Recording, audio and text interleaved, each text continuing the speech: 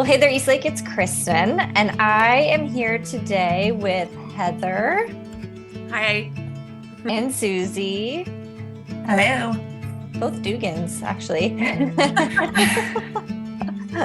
um, Heather and Susie have been helping Peter and I this year on our leadership team, just kind of coming up with ideas and conversations of things that we could do. And way back when we were driving together, we started to kind of just have this conversation about what were some of the things that we're going to be talking about today. And so I wanted to invite them to officially have this conversation with me for Eastlake. And so we're going to be talking about fertility and menstruation and the rituals that come along with that and some of our thoughts and experiences. And I want to start out by just saying and acknowledging that today this is coming from three women who are cisgendered and heterosexual and who have birthed babies. And I want to just acknowledge that there's a lot of people out there that don't fall into those categories or who wouldn't have the same perspective we have coming into this conversation. And so I just wanted to say that we acknowledge that the concept of femininity and female is different from what we grew up with, but we are going to be having the conversation from our experience because that's what we can speak from, and acknowledging that there are other experiences that don't fit into the probably the way that we're going to be talking about it, and that's okay. So I guess I just wanted to start out by saying that because a lot has changed in our culture regarding fertility, femininity, masculinity, and so yeah, it just felt important to start with that and then just kind of acknowledge we're coming from our own perspectives, and we have similar stories and differences in our stories. So yeah, is there anything you guys want to add to that before we get started with that concept? Not from me. I think it's just like when you were speaking, I was thinking how limited our perspective actually is, and to us, how large our perspective actually is because it's all we know. Yeah, we're always just coming at it from a sliver that we could just get to share today. We're never gonna cover the whole pie, that's for sure. Yeah. And I also was like, Kristen, you are just playing into the problem by only inviting two women to talk about this. Why did I not make Peter join us or Andy? Yeah, but here we are. And Andy would have loved this. Oh, I asked him some questions leading up to this about what he thought. I asked him some questions about what he knew about menstruation, and he was like, "Oh my gosh, are you serious?" And I'm like, "Yes, I just want to know, like, what's your answer to this question?" So he goes, "Is this on the record or off the record?" So, but that leads to my first question for you. So knowing that we don't know exactly where this conversation is going to go, but when I bring up the topics of femininity and fertility, I want to hear your answer to why should men listening to this not hit stop right now and find a different thing to listen to? Why do we want everyone to keep listening? Susie, you want to go ahead? Sure. I think I will hit this drum a lot. This is just the theme of my life, but just the element of bothness. And I think that men have sacred femininity in them, and I think women have sacred masculinity in them. And so I just don't think that this is only a conversation for women. And I think that all men interact with women, whether you want to sleep with them or procreate with them or not. So we just live in a world where we have a lot of different people. So I think you should stick around. And I also listen to a lot of podcasts with just men talking. So I feel like, you might owe us one or two, I do think too, like going back to perspectives, I think lately I've really noticed how, again, limited my perspective is. And the only way to expand really is to hear other people's perspective and know where they're coming from. And I think femininity and menstruation are like a large part of being a woman biologically. So I think I would listen to a large part of what it's like to be a man, especially because I have a son. So I would want to know kind of what that perspective is. So again, people can turn it off if they just don't want to know from a different perspective. Yeah, there's not a lot of people like that, I feel like, that are listening to this to begin with. But I would say, yeah, a lot of my perspective of growing up was that fertility and menstruation and stuff was kind of taboo and secretive. And I was laughing about how like I worked really closely with just men for a good portion of the last like 8 years. And I was still, shoving tampons up my shirt sleeve to go to the bathroom. And also, I think men have daughters. And so let's get informed about what's actually happening. I was reading a study from the National Institute of Health about men and their like understanding of menstruation. And I thought it was really interesting. Basically, the gist of the study was there's not a lot of studies that have been done about this, but the summary was men definitely know less about it. And the less they know, the more negative they feel about it. And I think that was interesting too, just to watch ourselves on like a lot of things, that the less we know about things, there's the chance that we feel more negative about it. But that it did note that men get more comfortable with it the older they get. And that's probably because they're interacting more with women. But I thought it was really interesting. Let me read you this. One of the things that they talked about, it says, both women and men also seem to evaluate women perceived as menstruating negatively. In one study conducted in the United States, a female participant dropped either a wrapped, unused tampon or a hair clip in the presence of study members. Those who dropped a tampon were subsequently rated as both less competent and less likable than those who dropped a hair clip.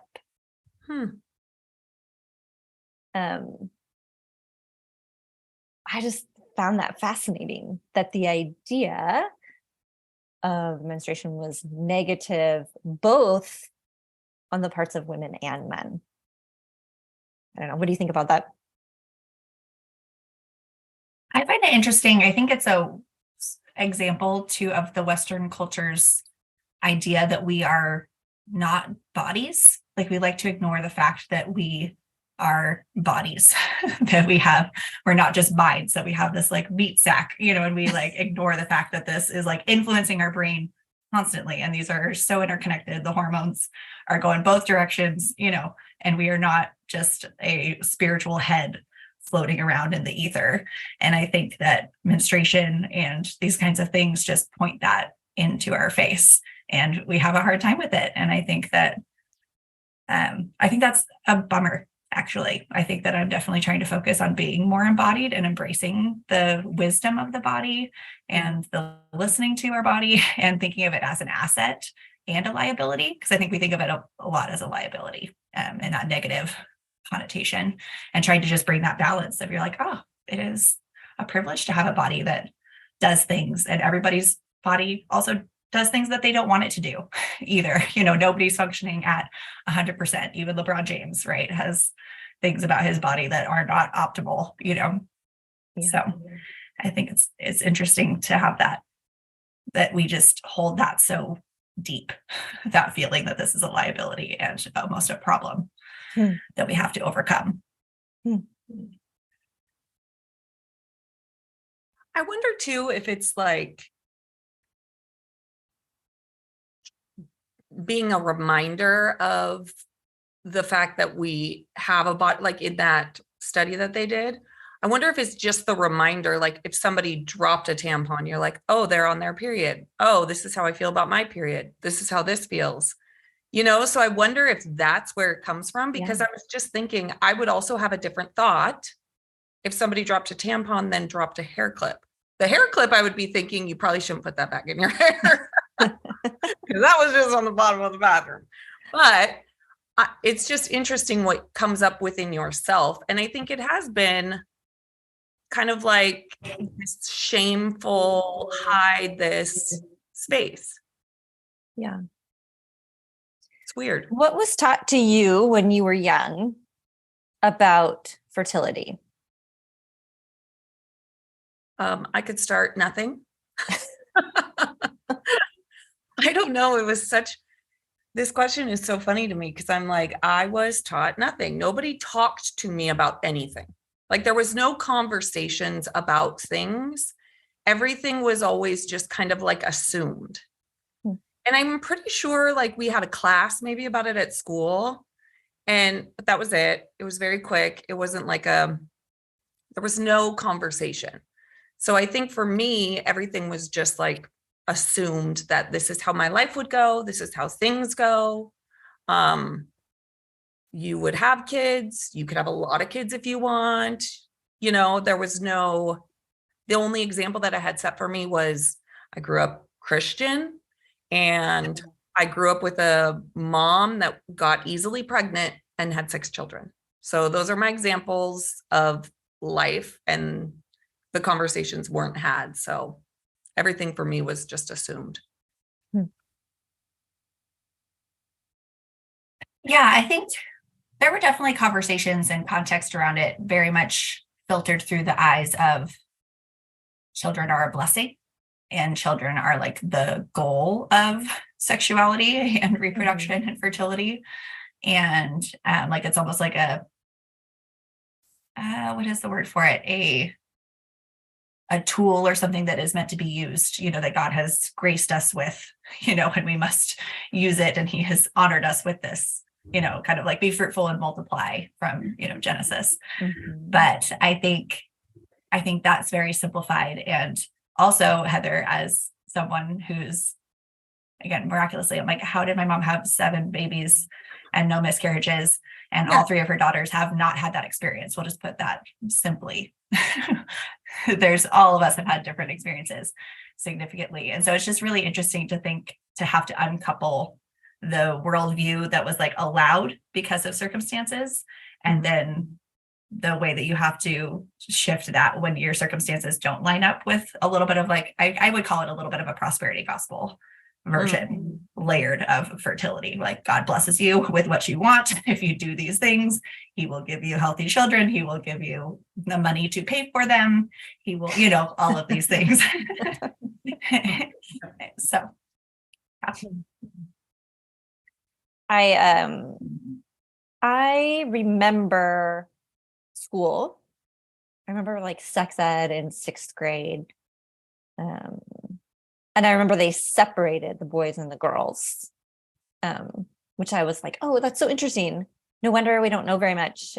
No wonder we didn't go into high school and college, like knowing very much about each other or how fertility worked, because we were separated and didn't learn about the other ways and functions of other people's bodies. So I found that interesting. And I feel like I learned most of my thoughts on fertility from church and then socially from friends, was where I got my information. So it definitely makes me think about, how do I want to approach this with my kids? Don't want to never talk about it. And I think that kind of leads to another topic, which is just, and this is a big one, so we can spend some time here, but just how do you feel like society is doing now when it comes to conversations about fertility and women's bodies and things like that? I feel like I immediately think of opposites that I can think of in our society, of like ways that so much has improved and ways that are still really difficult. So I wanted to ask your perspective on that. Yeah, I think from my perspective, and mind you, I'm like a 41-year-old who was born in the 80s. Yeah. So a lot has actually changed. I actually just saw something on Instagram yesterday that 1980 is as close to today as 1938 was. So I'm like, that's a lot, actually. It's a long time. So I think things have gotten better. Now, I don't really know about the school systems and what they're teaching, which from here, I am probably going to be a little bit more interested. But I do think that there's way more talk about fertility and infertility specifically. And I wonder too, if that's just because people are choosing to have kids later in life too. That a lot of conversations now will be, well, we're going to we want to start a family. So we're going to start now because we don't know how long it will take us. That was not even a conversation piece when I was young.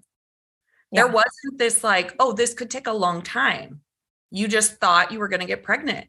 And I think too, growing up in the church, there's so many rules about getting pregnant that you're spending so much of your life like trying to not, and you just think you're miraculously going to get pregnant at any moment. And then when you get into a relationship where you're trying to have children, it's really eye-opening, like the statistics on how low the percentage is each month that you actually can get pregnant. So for me personally, I think it's getting better in that regard. As for menstruation, I don't think that's probably getting that much better at all, except for there is more books out now, I think, of people doing rituals or paying attention, and I think in some other countries too, they give you like time off and things like that. I think you're actually supposed to rest, which I never rest. I never knew I was supposed to be resting. It's just, you get on with your day, just like it's any other day. Yeah, I think some of the complexity has been added into the conversation of it's not just A plus B equals you have a baby in 9 months. And I think that we've studied a lot more, like as someone who's gone through fertility treatments and IVF and a variety of things, like we just know more now, and we don't just immediately blame the woman. Like now we know that, oh, like half the time, like the guys are contributing to this infertility thing versus just being like, oh, it's always the woman because she's more complicated and it's harder to manipulate her body for our ends of trying to create a human, and just making some room for more of that complex conversation. And I think that is helpful in that it allows us to recognize that it allows us to recognize that things just aren't always what they seem, even if it does work that way for you and a surprisingly large amount of people. So I think it is like 1 in 6 people struggle with infertility. And you're like, that's way higher than we thought it was, but it's also really, really low. And so having to hold both of those things, that it's a miracle. We have 8 billion people on this earth. It clearly works really well a lot of the time. And it goes off the rails. And there's so many, it's also a miracle that anyone gets pregnant ever when you start to break down the biology of all the things that have to line up from day 1 to, day, however long 40 weeks is. And it's just, again, it's having to hold that bothness, that it's both simple and really, really complex. Totally. I do think that there's more people who are willing to talk about things now than in the past. And I don't know if there's just more mediums for it, and that's why we hear more perspectives. But I do feel like for whatever reason, I didn't hear a lot of perspectives growing up. I heard nothing, or I heard, don't have sex, you could get pregnant, which would be the end of the world and such a sin. And then it switched to, oh, you're married now, so have sex a lot and hope that you get pregnant. It was just like, Quick turn. it's a little abrupt and not a lot of information or processing. And I was thinking about that book. I don't know if you guys have heard of it. It's called The Red Tent, and it's I don't know how to say her name, Anita Demont, maybe, but it's a fictional story about like biblical times, of the story of Jacob's wives. He had 4 wives, and like the story of that kind of tribe. And there's like one girl, her name's mentioned in like one sentence in Genesis, and then it this book is like a fictional account of what that might have been. And one of the things that it's called the Red Tent because it's under this idea that women were, when they were menstruating or pregnant or delivering, they were removed from the tribe and they went together into this red tent until they could then cleanse themselves and come back out. And I was texting with Heather, I think, the other day, and I was like, can you imagine, like, what were the conversations going on in that tent? If you were just like locked in a tent with women for 7 days, or what kinds of information would you be sharing within that community? And how I don't think we necessarily have that anymore. Mm. And that you have to work really hard. You have to work really hard to facilitate those kinds of conversations like we're doing right now. It's even was uncomfortable trying to plan this conversation. Yeah. Well, I think I was thinking that earlier when we were talking about the, hiding it from men or other people, and just recognizing that when we hide it from others, we're also hiding it from ourselves. Mm-hmm. And just recognizing, like, I think it was an Instagram advertisement for like a menstrual cup, and it was like, you can still pee with this in.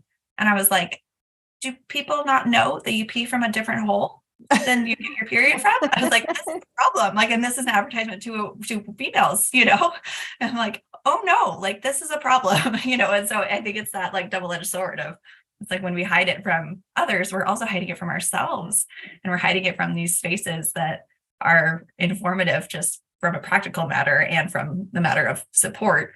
Not that I want to be sent to a tent for 7 days, but there also could be some rest and a lot of things to learn and some beauty in that space too. So I would trying to find that delicate balance. I think the tent idea sounds great. Hey, we're going to remove you from all responsibilities in daily life for 7 days, and you get to hang out with your girlfriends. Oh, right? I feel like it kind of sounds amazing. No. You're going to take the kids? Cool. Bye. Also, it was probably out of, like, if you think about back in the day too, it's like, how did they even, they didn't have tampons. They didn't necessarily have a big way of hiding it. Mm-hmm. So I don't know. It would just be a totally different. Different logistics for sure. Yeah. Like they've taught us, out of like effectiveness and ease, actually, because it makes it easier, but it also makes it easier to hide. Mm-hmm. And to be alone in it, when it comes to, like, I don't necessarily need someone to like celebrate every month that I get my period, but there's I might buy a present for myself now. I'm trying to think through. We'll talk about that in a minute. But when it comes to fertility, that can be a really lonely place if it's something that there's no place for you to talk about it. And also just learning. I had an acquaintance who kind of accidentally or unintentionally got pregnant, and the comment was made like it was something along the lines of, I wasn't even on my period, it was like 2 weeks after. And I had a conversation with my girlfriends of like, it's just it's very like we've failed in some ways when women don't know how their bodies work. Right. And I remember when we were trying to get pregnant, I was reading this book and it was really detailed about cycles. And I was like, I'm 30, I'm over the age of 30 and I'm still learning how my body works. This is weird and kind of and just sad. And I think that on one hand, I feel like there are some like amazing strides that have been made and ways that it's become a lot more healthy for women. And then in other ways, it still really feels like we don't have the support that we need, while a lot of the burden falls on us. Hey Eastlake, Peter here. Thanks so much for tuning in to watch this message. I wanted to do just a quick interruption to say thank you to so many of you who are making regular contributions to Eastlake. Eastlake is a nonprofit, and everything that we do is because of a community of consistent and generous people who really believe in this place and want to see it continue. So if you're a part of that community, thank you for how you make this place go. If you are tuning in regularly and are part of this community but you haven't yet jumped into making a financial contribution, we would encourage you to do that and encourage you to go to eastlakecc.com to help support Eastlake as a community and continue to make these messages possible. Thanks so much for letting me interrupt your message. Let's jump back in.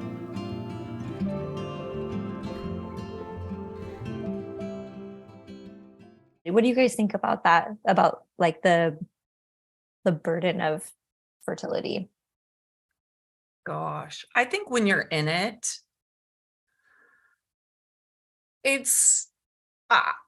I'll give you some stories because it's so hard to explain what something feels like. And I remember I got pregnant very quickly after getting married and then miscarried. And my mom was like, well, I've never had a miscarriage, so I don't know. And a lot of my friends were pregnant at the same time. And then it was hard for me to get pregnant after. And I would have to go, but that's how it felt to me. I would have to go to these events where everybody is there bringing their baby. And I'm like, I have to go. I cannot stay here. I'm having like a very strong reaction to this. And then I'd also did some like fertility stuff, all the, shots and the tests and the things. I didn't get all the way to doing IVF, but we did the IUIs. And I ended up getting pregnant like 2 years later. And I was so thankful because I had wanted a baby so bad. And I was actually going to start the adoption process right when I actually ended up getting pregnant. But what's so crazy is then the following year, I got pregnant again. And I was I was like, I'm not ready for this. So it's just, and I ended up miscarrying again. I only have one kid. But I was also saying to my then husband, I'm like, you don't understand. This is like, I just signed a contract with my body for 2 years that I didn't anticipate. And I'm like, I don't think people understand this feeling.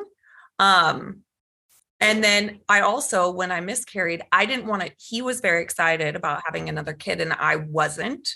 And so when I miscarried, I didn't tell him right away because I wanted to think about how I wanted to say something.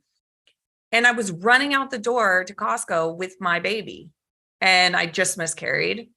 And I'm like sweating and standing in Costco and like looking around thinking, I wonder how many other people are like going through so much stuff inside their bodies. And we're just like, I'm at Costco, like doing my thing. And then I would thought about this when you were saying how much we don't know our own bodies. When I went to the doctor afterwards, I was like, do you think that I miscarried because I wasn't really excited about actually having a baby? And she said to me, she goes, no, because then there wouldn't be abortions. And I was like, okay, thank you. That like actually really helped me. But again, all of that was just like isolating. Like I was dealing with all of that by myself. And I think even becoming like a new mom, you like deal with that so internally. And I don't know if I had a little bit of postpartum. I'm sure a lot of us do, or we're just exhausted and our body has been through so much. But the thing with having a new baby to me was, doesn't feel like anybody tells you like what kind of responsibility this is until it's in your hands. And you're like, this thing like lives and dies based off of me. And it's such a, again, kind of an isolating experience. I mean, you share it with, you know, others, but not in the way that your body's dealing with things. Because it's also like a part of you got put outside of you and you're like, ooh, this is interesting. So isolating, I would say yes. Thankfully, I do have some good girlfriends that I was able to talk to too about it. But I think you need people also in life that have experienced somewhat similar situations. And I think that's why like support groups or certain things are so important, because if you haven't experienced it, as much as you can help listen, it's just a different experience when somebody else is like, yeah, me too, you know?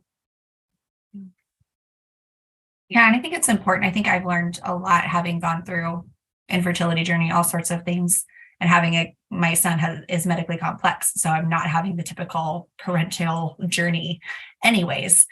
But I think it's really important, Heather, to like both get like focused energy of people who've had as close of an experience as you, and then also allowing for like all the people in Costco whose life is not going as they planned, right? Where you're just like, whose dad died? Like who just got a cancer diagnosis? Like who's having a miscarriage? Who just won the lottery? Like we don't know. And just allowing like that openness of like, man, life goes a lot of different ways and it doesn't go the way we planned it. And I know with having to process like our journey with my son and just being like, okay, we are on plan Z. Like we're not even on plan B anymore. Like we have fallen so far down the tree. We are on plan X, Y, Z. You know what I mean? Like the branches, there's too many branches. Like where even are we on this path? And then having to realize that I'm like, why am I keeping track of what path we're on? Nobody is on the path that they thought they would be on. Even the most privileged person in the world is not on plan A. Nobody's on plan A. Literally no one, 0% of the world made it. So I think Heather, you're making a great point of like, it's so isolating. And I think that you can wallow in that isolation. And it also can be so like, welcome to this club. And it's a shitty club. And it's actually a club that we're all in if we open it up enough to recognize that we are humans with bodies that will die someday. And, you know, just that we're all going through that, and not to belittle your experience in any way, you know, or the personal experience and the uniqueness of that experience that only you can feel. And that can be so isolating, but also really, I think I've been trying to embrace that experience right now and embrace the experience of you're like, oh, no one can have this experience for me. Like only I can be going through this experience, and I can do my best to share it and connect with people over it and learn from it and do whatever. But like no one, like expecting that anyone's going to have the same experience as me that's not ever going to happen because we can't read other people's minds yet. And allowing that to be also like a privilege. And it's always that double-edged sword, right? Like the burden of fertility and the beauty of being able to carry and birth a human, right? It's always a double-edged sword. The other thing I was thinking about this morning is there's so much of our lives that was such a huge deal at the time that you haven't even thought about in years. It's so interesting because like even that story, or I haven't even thought about it in probably 4 or 5 years because it's not top of mind anymore. You know, there's news stories. My friend and I were talking the other day too, just about seasonal depression in Washington and just kind of like our big joke is we're still surviving, not thriving, you know, like post-COVID, like still surviving, but definitely not thriving. And we were having this conversation and I was looking at Facebook this morning for some reason and looked at some old pictures of myself. And I was like, oh my gosh, I can't even remember half of these days. Like I've lived full on days or years that I don't even remember. And like just having the perspective that, you know, in 5 to 10 years, I'm not going to probably remember having this conversation. So I think we put so much emphasis on like, oh my gosh, this thing is so huge when you're in it.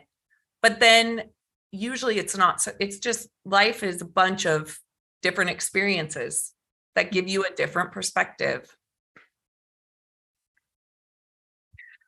I think it's interesting too. Right now, I'm in a phase where like we're potentially done growing our family soon and recognizing how much real estate in like your subconscious has been dedicated to creating the life or the family that you want. And then realizing you're like, oh, like we might be done with that. Like we might just like get tubes tied and like fertility won't be a thing anymore. And that also feels strange. Yeah. And again, just a new season. You're just like, oh, this is a whole new world that I just have never been a part of. You know, like that was not 20-year-old me or most of my 30s.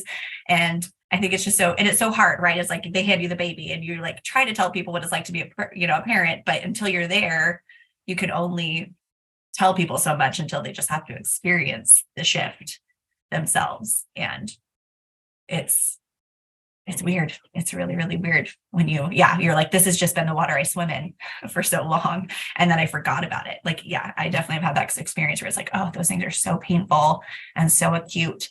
And you'll forget about them in a lot, 90% of it. It's so weird. Yeah. I think one of the things that I've tried to kind of practice over the years is whenever I'm talking with someone and I have not experienced what they're going through, I try to connect to the times where I've experienced the same feelings that they're having. And I feel like that's been really helpful for friendship and my marriage and even in parenting now of like, we didn't have a super hard time having kids and I didn't have a miscarriage. And I feel really thankful for that. But that doesn't mean I can't identify with friends who are experiencing grief and loneliness and uncertainty about the future. And I feel like it's important that we don't shy away from experiences that we haven't had when it comes to connecting with the people that are most important to us and finding a way to do that. And I think for, partners who are going through fertility things, that could be something helpful too, is to recognize we're not experiencing the same things. But even on like a really small scale of like, my husband does not know what it's like to menstruate once a month for the better part of your existence. But he can certainly identify with, annoyance or irritation or being short-tempered or, those kinds of things. And I think that that's important as we try to like partner with people going through things that we don't understand. I think too, like the hormonal shift. It reminds me of a friend of mine that's transgender, was a man and now is a woman.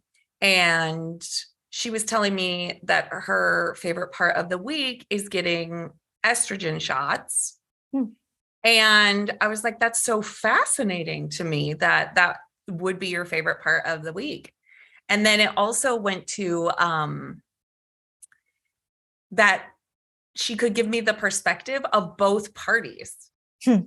Like she even said, I just wasn't used to like the mood swings. And I'm like, oh my gosh, you have like perspective on like both situations, which is just really fascinating because I didn't know. I mean, the thing is, you know what you know. You live in your body, you know what you know, what's happening. I mean, as most of what they've told us, like, yes, we don't know everything, and it's kind of shocking about fertility. But when you only have this perspective, when you have mood swings, you're like, doesn't everybody? You know, you're kind of just like, okay. I found it interesting too, probably because of my age. I'm noticing a lot more, and maybe there's an algorithm for social, but even in like, I don't know, I'm probably paying attention to conversations about menopause and perimenopause and what's going on. And I have just started to feel thankful that I can already tell there's more information available to me when that starts to happen. Because I remember being in IKEA and my mom had like a hot flash and I was like, what is happening to her?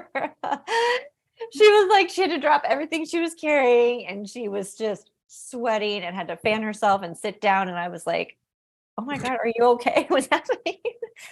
And that is like the extent of what I know about what's coming for me, I feel like. I don't know, maybe that's a terrible way to say it. I do feel like it's interesting to now, like we have information now about what is ahead for us, most likely. And I find that helpful that there's already more therapies and more doctors and more natural ways of processing this and that and understanding this and that. And I feel already like a shift in that there's more information, which is empowering as you head into different parts of fertility that are ahead of you. I feel like for any stage, there's more information now, and that feels helpful and empowering. And like people talk about it. Yeah, I feel like for my daughter, there's way more that I can already think through of conversations I want to have, things I want to tell her about, information she can read, and the decisions she can make for herself. I feel like that's all really conscious, and it was not a part of my teenagehood for sure. Right.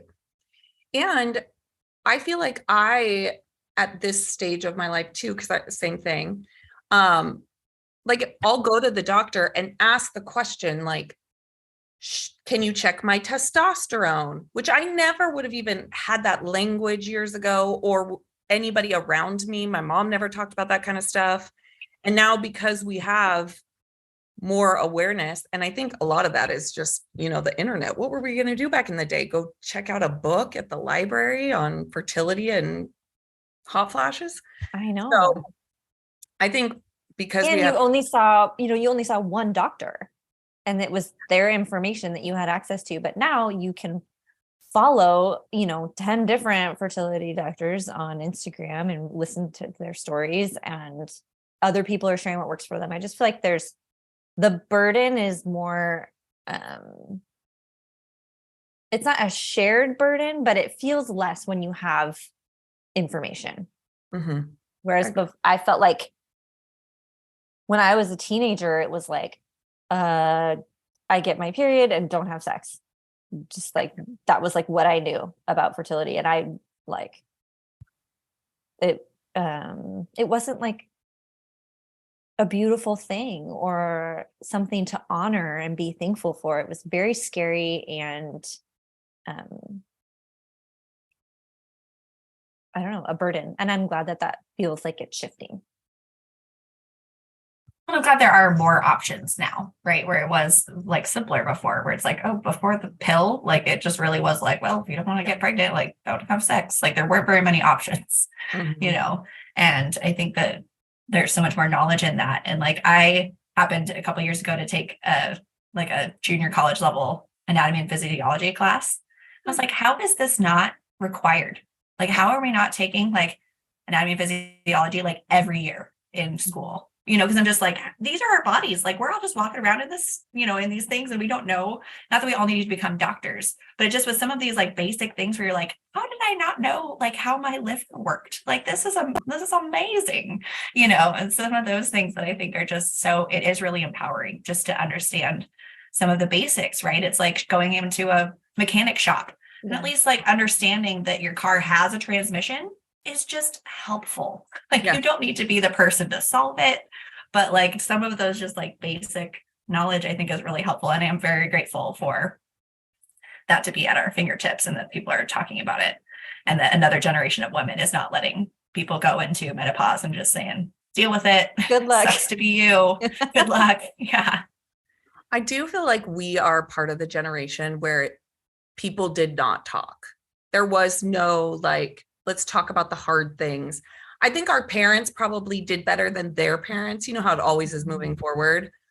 But I think because there was so much shame or making things, and I think too, specifically coming from a Christian perspective growing up, there was so much like shame-based, don't talk about it kind of things, that then everybody's like misinformed. It's like the whole thing of like, don't dance because dancing can lead to sex. But then when you dance and you're like, well, I didn't get pregnant, you're like, what other things are they lying to me about? You start to, kids are not idiots. You know what I mean? It's like they start pushing the boundaries. And I think the more information you have, the better decisions you can teach your kids to make. Yeah, for sure. Like, you actually need to know the angle of the slippery slope. You're like, is this a cliff? Or is this a slight, is this a small one? You're like, I don't, even like thinking about the fertility cliff, right? Like, you think that, like, you would think that at 35, you're done. And you're like, that's not actually how fertility works, And so it's interesting to have that information where you're like, oh, instead of just saying, just have kids before you're 35 and you're fine. You're like, that doesn't actually solve the problem or the answer to the question that I'm asking. So yeah, having more specific questions is helpful. They will put you in that geriatrics group at 35, I think. I was in the geriatrics group. I liked it. I'll come in and read a magazine for an hour. Okay. I have 2 more questions for you. The first one is this. How do you, or how can we make rituals that celebrate our body? Because we've been talking about rituals, and I feel like for me and my body, there is something that happens once a month, and I would like to be positive about it. So I'm curious what you guys, if you have ideas about rituals that celebrate your body.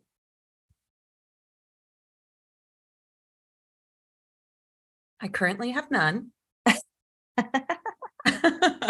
Except for the huge sigh of relief that my crazy brain for the week before is on its way to being over. So I usually feel a lot of relief once I start my period. So that maybe I could use that to like use that period of the relief to clue me in on doing something with that. Or what would probably be the most helpful is the week before thinking, okay, this is why I'm feeling this way. Because you would think I would put it together, but I don't. It's every single time, oh, the relief is here. Great. That's why I felt so crazy. But when you're feeling crazy, it's just, you're feeling crazy. So I do not have any. I probably won't do the things that some people do with like putting blood on their faces. I have seen that on Instagram. That is some rituals some people do. Some people give it to their plants. I think I would actually like to look into like, what exactly is in this stuff that's shedding from my body, because supposedly it's full of a lot of like fresh cells and different things. I think even if I piqued my curiosity in that, maybe that would then create some sort of ritual that I wanted to do. Yeah. Oh, sorry. Oh, go ahead. I in college had someone come and talk to our sorority about eating disorders and I don't know, healthy views of our bodies. And it was obviously really impactful because that was 20 years ago. And I still remember that she talked about saying thank you, body, for the things that it does. And instead of looking at ourselves in the mirror and being like, gosh, this doesn't look the way I want it to, or that shifted. When did that move? Those kinds of things. Because to be focused on thank you, body, thank you, legs that carry me throughout the day. And I don't even think of the work that you're doing. And thank you, body, for this and that. And I feel like I kind of do it, and I would like to be more focused on like, thank you, body, that I was able to have 2 children, to carry them and sustain them. And it was brutal, by the way. My body has never been the same, but to be thankful for that. Like, so that's part of one of the things that I try to do is thank you, body. Yeah, I love that affirmation phrase, because I was going to go down a similar vein, is because it feels like when things are going wrong with your body, even if you just have a cold or you're feeling crazy because you're going to get your period, you can forget how much your body does right for you without you even asking or thinking it. And I think that's been really critical caring for my son. And like, he has lots of things that go wrong with his body. He has seizures every day. But then you also sit there and you're like, oh man, his body is also doing so many things right. And, you start to learn about all of the other things, that could go wrong with bodies. And you're like, oh my gosh, I want to be grateful for the 98% when he pooped today. That is amazing. It's a miracle. Like, thank goodness, like that could have been a thing, and you don't appreciate it, and not in like a toxic positivity kind of way. But I think it is really important I love that phrase. Yeah. Just like, thank you, body. Like, they are doing so much for us all the time. And just, thinking of your heart just beating constantly over and over and over again. And you can't stop it if you tried, it's just kind of that, like, having to reconcile that, like, mind and body, and your body just does stuff whether you like it or not, and having to relinquish that control and be grateful for it and being annoyed by it, right? Because it's always going to do stuff you don't want. So yeah, that's a beautiful affirmation. In the book that we've been reading, For Small Creatures Such as We, she wrote, what a different world this would be if instead of prohibitions and sexual bylaws, we had celebrations when our periods came. What if there were special things we get to do instead of things we cannot? And I've thought about that too. Like I said, I'm not going to throw myself a party every month, but like, maybe I get to go buy a coffee just to celebrate that my body is, like you said, it's working, it's doing the things it's supposed to do. And that's something to be thankful for. We could start texting each other and say, my body is working great. Would you like to get a glass of wine in celebration? Yes, I would. Let's do that. Okay. And then this is the last question that I want to ask you guys. How can we celebrate the idea of fertility outside of bearing children?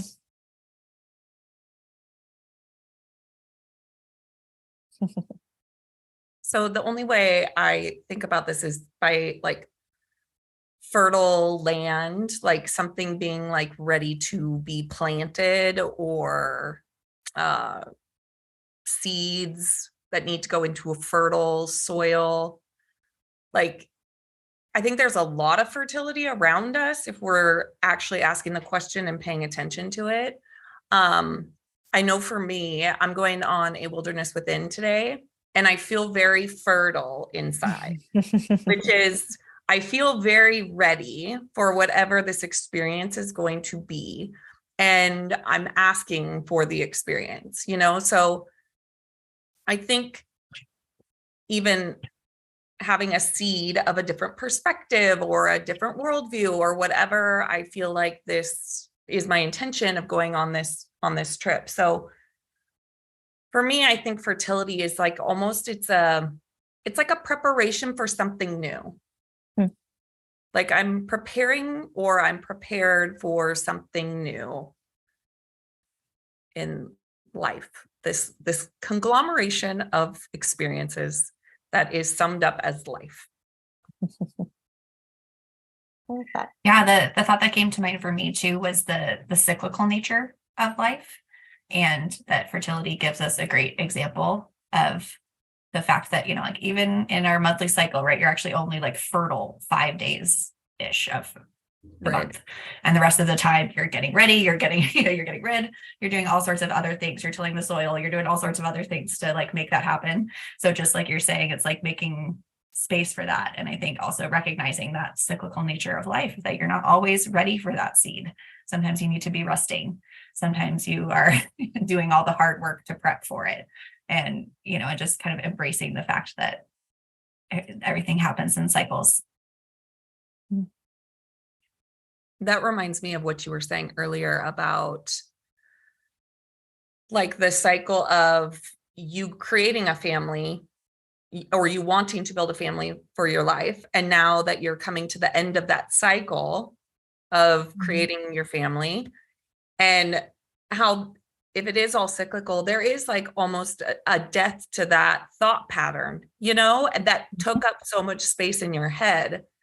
And so I think too, and you had kind of like a shedding, you know, which is and what happens. And it feels weird because it leaves space. And space is an interesting thing. We don't do well with space in our culture. We don't do well with boredom, space, things that we don't know, the unknown. But you have to create space to get something new. So it's like, yeah, so that was a really good point. Part of the cycle. Mm-hmm. Yeah. It's very seasonal. I feel like I need to plug the book Wintering by Catherine May, because I think that she has a beautiful perspective on the cyclical seasonal life of nature, and like wintering as a like allowing things to die so that new things can grow. And I think it's a beautiful perspective when you're in some of those death cycles, you know, or like the downer, you're like, are all these trees dead? And then it's spring and you're like, no, look at them, they're all green now, you know, but you can forget, just like you can in PMS, you can forget that this is not a forever chunk of life, you know, even if it's all you've experienced, just that seasonal nature of everything, whether they're monthly, yearly, or decades long. We're just, you know, so lucky we get a monthly reminder of the seasons of life. I do think that there's something to like really taking advantage of the things that are yours. And so like, let me turn that into something good. Let me turn that reminder into something helpful and beautiful and thoughtful, rather than just, you know, being annoyed or letting it just come and go.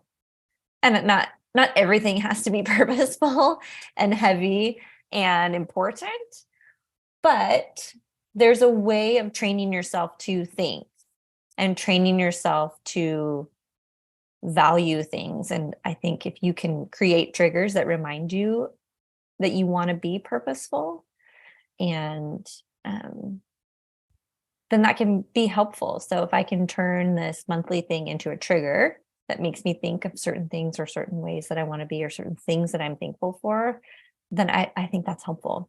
It's helpful for my existence as a human. And it reminds me a little bit of like a softness. Like it's like a softening of this busyness that is running our lives. You know, I feel like I have to function a lot in my like masculine because have a busy life and I have to move quickly. And I feel like with femininity, there's a little bit of a like softening and a receptive and just like a taking a time out kind of. So I think that that's really important too. Like the older I've noticed, specifically the way my life has gone, I'm getting harder as the years go on. And I think that's also because I don't have a young kid anymore. When you have babies, you're softer because you talk in baby talk and you have to slow down. You have to feel this situation a little bit differently. And so I think even addressing like once a month or a ritual or something of that nature is allowing the softness to also be there, which I think can be helpful. I like that. Yeah, I love that. Any parting thoughts before we go? Anything that you've thought about that you didn't say yet?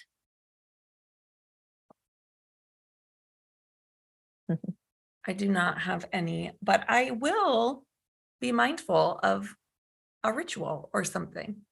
Yeah. I think that seems nice for my body. Most of the time I ignore my body, so, plow through. I did see this intuitive guy the other day, and he said he checks people's like bodies like as he does a reading, because he said your body won't lie. Your mind will, and we don't know that we're lying. That's the thing. So we don't even know we're lying, but your body just won't, which I find really fascinating. And I think if we could embrace that partnership a little bit better and communicate better with our bodies, we might get some more truth about our lives faster. Or ever. Some people maybe never get it. Well, thanks, you guys. Thanks for taking the time to talk through. I know it was interesting to even process like this, like what would a conversation look like? Because we don't talk about it all that much. So I'm thankful for both of your perspectives and appreciate your time. So thank you so much. Thanks. It's been fun.